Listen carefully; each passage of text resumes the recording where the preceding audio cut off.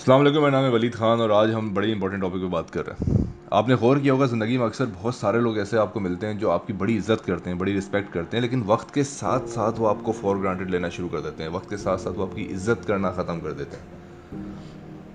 और अगर आपको ऐसा मसला है तो यकीन करें कि ये मसला सिर्फ आपको नहीं है, दुनिया के लाखों लोग ये चीज़ फेस करते हैं कि ऑफिस में, घर में, दोस्तों में, डिफरेंट गैदरिंग्स में ऐसा होता है कि फॉर सम रीज़न लोग उनको रिस्पेक्ट करना, उनको वैल्यू देना ख़त्म कर देते हैं और उनको पता भी नहीं होता और उनका कोई कसूर भी नहीं होता।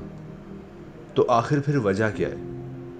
तो आज मैं आप लोगों को 5 ऐसी हैबिट्स बताऊंगा जो आपके अंदर होती हैं लेकिन आपको पता नहीं होती, या कोई आप किसी ने आपको वो नोटिफाई नहीं करवाया होता, जिसकी वजह से आप कभी समझ ही नहीं पाते कि लोगों का आपके साथ बिहेवियर का चेंज होने की वजह क्या है। सबसे पहली जो चीज़ है वो है पर्सनैलिटी चेंज।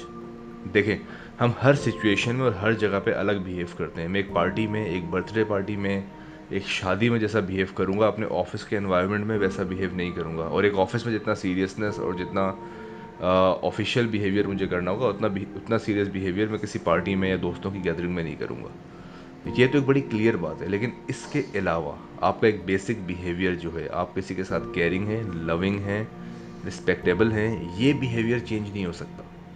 तो अगर आपकी पर्सनैलिटी में चेंज आ जाता है किसी एक पर्टिकुलर बंदे के लिए, लेट्स से आप अकेले में तो उसे बड़ी इज्जत दे रहे हैं, बहुत प्यार से पेश आ रहे हैं, लेकिन 4 लोगों के सामने आप उसे इग्नोर कर रहे हैं, उसको रिस्पेक्ट नहीं कर रहे, तो फिर वो इंसान आहिस्ता आहिस्ता आपका ये पर्सनैलिटी चेंज देखकर आपकी इज्जत करना कम कर देता है। क्योंकि उसको ये लगता है कि आप एक ऐसे इंसान हैं जो शायद लोगों के सामने उसके लिए स्टैंड ही नहीं ले सकते, या आप ऐसे इंसान हैं जिसको जब भी कोई और मिल जाता है तो वो आपकी कदर करना ख़त्म कर देता है, और जब उसके पास कोई नहीं रहता तो वो वापस आपके पास आ जाता है। ज़िंदगी में एक बात याद रखिएगा कि आपका बिहेवियर डिफरेंट जगहों पे डिफरेंट सिचुएशन के हिसाब से चेंज होना चाहिए, जो कि बहुत इंपॉर्टेंट है। लेकिन जो आपका बेसिक इंस्टिंक्ट है, जो आपका बेसिक बिहेवियर है, आप इंसान कैसे हो, वो हमेशा सेम रहना चाहिए और मुश्किल सिचुएशंस में वो नहीं बदलना चाहिए। लेट्स से अगर आपको गुस्सा आ रहा है, या आप किसी बहुत ही अफरा तफरी के माहौल में, या आप किसी बहुत ही टेंशन में हैं, इन कंडीशंस में भी आपको ये देखना बड़ा इंपॉर्टेंट है कि वो कौन से 4 लोग हैं आपकी ज़िंदगी में जिनको आपने प्यार से ही पेश आना है, रिस्पेक्ट से ही पेश आना है। होता क्या है कि जो लोग हमारे बहुत क्लोज़ होते हैं, जो लोग हमसे बहुत मोहब्बत करते हैं, बहुत इज़्ज़त करते हैं, हम उन्हीं को फॉर ग्रांटेड लेते हैं और अपना सारा का सारा गुस्सा और अपनी सारी की सारी तकलीफ़ उन्हीं पे निकाल देते हैं। और हमें ऐसा लगता है कि वो हमारे अपने, हम ऐसा कर सकते हैं, पर वक्त के साथ साथ ऐसा होता है कि वो लोग इस वजह से, आपके इस पर्सनैलिटी चेंज की वजह से आपकी इज़्ज़त करना कम कर देते हैं। दूसरी जो हैबिट होती है जो लोगों के अंदर होती है, उन्हें पता नहीं होती, वो है डिसऑनेस्टी। ज़िंदगी में याद रखें, कोई भी इंसान ऐसे इंसान को पसंद नहीं करता जो बात बात पे झूठ बोलता हो, या अपनी छोटी से छोटी बात छुपाने के लिए झूठ बोल दे, या आपको धोखा दे, या आपसे चीटिंग करे, या आपसे कोई बात छुपाए। एक बात याद रखिएगा कि जब आप किसी को धोखा दे रहे हैं, झूठ कह रहे हैं, तो उसके पाँव नहीं होते। वो इतनी दूर चला जाता है और इतना फैल जाता है कि एक ना एक दिन लोगों को पता चलना ही होता है कि आप डिसऑनेस्ट हैं उस इंसान के साथ। ज़िंदगी में एक बात याद रखनी पड़ती है कि अगर आपको कहीं थोड़ा-सा फ़ायदा हो रहा हो और किसी जगह पे रिलेशनशिप बन रहा हो लेकिन फ़ायदा नहीं हो रहा हो, तो आप एक लॉन्ग टर्म रिलेशनशिप की तरफ जाएँ। वो लॉन्ग टर्म रिलेशनशिप बिज़नेस में हो सकता है, वो दोस्ती में हो सकता है, वो मोहब्बत में हो सकता है, वो रिश्तेदारों में हो सकता है।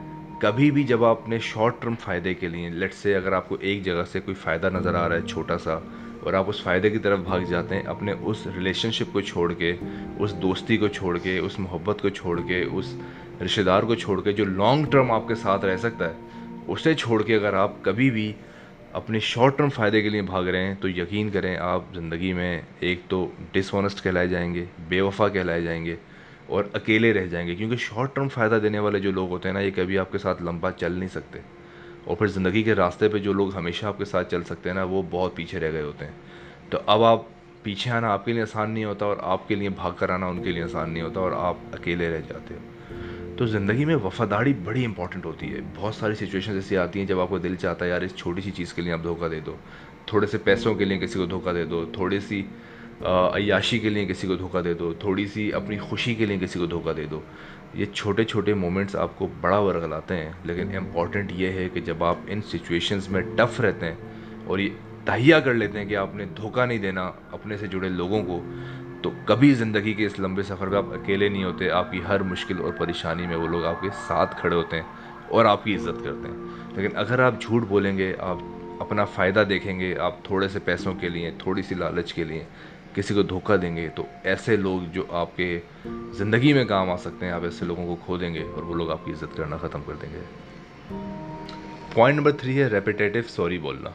देखें, ज़िंदगी में सॉरी बोलना बहुत अच्छी बात होती है और अपनी गलती को मान जाना उससे ज़्यादा अच्छी बात होती है। याद रखिएगा, अगर आपने गलती की है और आप सॉरी बोल रहे हैं तो आप छोटे नहीं हो जाते, आप बड़े ही रहते हैं। ये बड़ा इंपॉर्टेंट है कि आप रिश्तों को बचाएं और जहां आपको माफ़ी मांगनी हो वहां आप मांग लें। लेकिन कुछ लोग सॉरी बोलने को आदत बना लेते हैं। कुछ लोग सॉरी बगैर गलती हो या ना हो सॉरी बोलना शुरू कर देते हैं, और वो गलतियां भी इसीलिए करते हैं कि मैं सॉरी बोल दूंगा। उनको लगता है कि वो कितना भी किसी को हर्ट करें, कितना भी किसी के साथ प्रॉब्लम करें, मसले करें, वो एक सॉरी बोलेंगे और सब कुछ ठीक हो जाएगा। लेकिन कभी कभी क्या होता है कि ज़बान से निकले हुए ज़ख्म इतने गहरे और इतने कड़वे होते हैं कि आप ज़िंदगी में उन्हें कभी भूल नहीं पाते। तो कोई भी सॉरी उस पे मरहम नहीं लगा सकता। तो इसीलिए सॉरी बहुत ज़्यादा ना बोलें, कोशिश ये करें कि ऐसी सिचुएशंस क्रिएट ना करें। क्या हमारी फोर्थ हैबिट जो है वो है ट्रस्ट वर्दीनेस। यार देखें, ज़िंदगी में ना भरोसा बड़ा इंपॉर्टेंट होता है। भरोसा आपके बॉस का आपके ऊपर, कि उसने आपको कोई टास्क दिया है तो आप कर लोगे।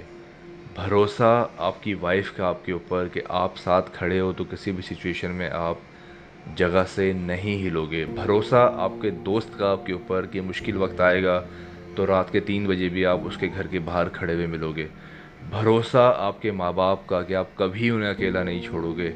भरोसा आपके आस पास के हर उस इंसान का आपके ऊपर होना चाहिए जिसे पता हो कि ये इंसान झूठ नहीं बोलेगा, धोखा नहीं देगा, पीठ में खंजर नहीं मारेगा, अकेला नहीं छोड़ेगा, अपने फ़ायदे के लिए, अपनी लालच के लिए आपका फ़ायदा नहीं उठाएगा, आपका नुकसान नहीं करेगा। जब आप ऐसा ट्रस्ट बिल्ड कर लेंगे अपने आसपास वाले लोगों के ऊपर, वो आपको बहुत रिस्पेक्ट करना शुरू कर देंगे, वो आपको बहुत इज़्ज़त देना शुरू कर देंगे और वो हमेशा आपकी मिसाल देंगे। अपना ख्याल रखिएगा। अगर आप लोगों को ये वीडियो पसंद आई तो मुझे कमेंट में ज़रूर बताइएगा। कोई और चीज़ डिस्कस करनी है तो कमेंट में ज़रूर बताइएगा।